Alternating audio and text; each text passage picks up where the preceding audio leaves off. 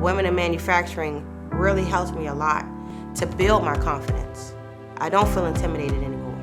I started and kicked off NNS WiM, Women in Manufacturing, with really the thought of I want to pull together anyone that has interested in growing and developing and having a career in manufacturing, production, and construction in shipbuilding business. I went to one meeting and I saw a lot of women doing a lot of different roles in the shipyard.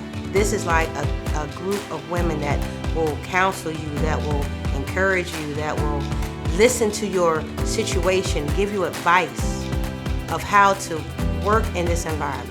About 20 to 25% of our shipbuilding workforce are made up of women. So there are many opportunities both men and women can pursue inside of shipbuilding. But I just want to make sure that women understand that there's no limitation. They are not bound by who they are simply because they're female. Now more than ever, we're really breaking barriers with acknowledging our gender, but not letting it hold us back. When I came in here 6 years ago, I had a small son, and it was just me and him, so I really wanted to, be able to build a career.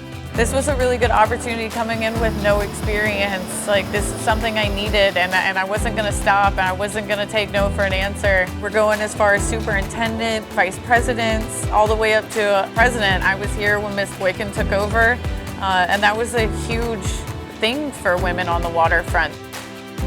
Since coming to Newport News Shipbuilding 6 years ago, who I am today and who I was 6 years ago are two completely different people. I gained a different confidence about myself, and I think if I can help other women have the same confidence I do, we can really level the playing field there, which I think would be a great thing to have one day and see in the shipyard, equal workforce all the way across.